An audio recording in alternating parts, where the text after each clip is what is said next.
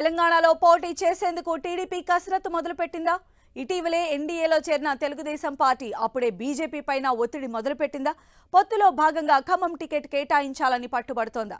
అందుకోసమే BJP high command 2 సీట్లను ప్రకటించలేదా? ఇందుకు తెలంగాణ బీజేపీ నేతలు నై అంటున్నారా? ఇలాంటి ఎన్నో అంశాలపై ప్రస్తుతం తెలంగాణ వ్యాప్తంగా చర్చ జరుగుతోంది.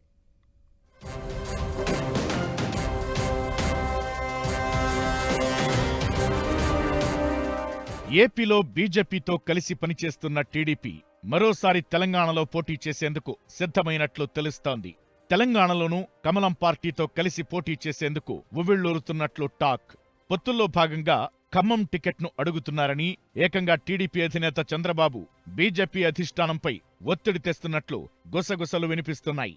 ఖమ్మం స్థానం కోసం టీడీపీ ప్రయత్నిస్తున్నట్లు ప్రచారం జరుగుతున్న వేళ బీజేపీ వ్యవహారాలు ఇందుకు బలం చేకూరుస్తున్నాయి.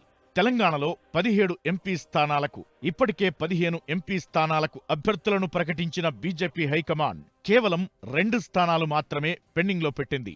వరంగల్, ఖమ్మం లోక్సభ నియోజకవర్గాలకు అభ్యర్థులను ఖరారు చేయలేదు.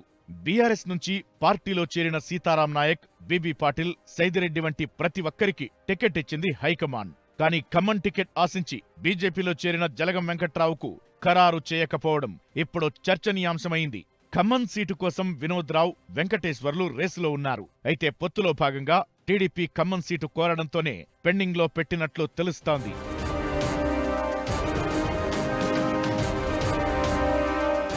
తెలంగాణలో టీడీపీ పోటీ చేయడాన్ని బీజేపీ రాష్ట్ర అధ్యక్షుడు కిషన్ రెడ్డి సహా సీనియర్లు వ్యతిరేకిస్తున్నారు. ఇప్పటికే తెలంగాణలో ఒంటరిగా పోటీ చేస్తామని ప్రకటించారు కిషన్ రెడ్డి.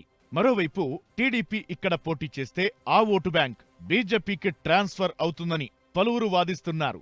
2018-2023లో జరిగిన అసెంబ్లీ ఎన్నికల్లో పోటీ చెయ్యని టీడీపీకి క్యాడర్ ఉందని అనుకోవట్లేదని కొందరు కౌంటర్ ఇచ్చేవారు ఉన్నారు. బీజేపీ జాతీయ నాయకత్వం తీసుకునే నిర్ణయంపైనే టీడీపీ తెలంగాణలో పోటీ చేస్తుందా లేదా అన్నది తేలనుంది. వరంగల్, ఖమ్మం నియోజకవర్గాలకు అభ్యర్థులను ప్రకటిస్తే తప్ప టీడీపీ పోటీపై స్పష్టత వచ్చే అవకాశం లేదు.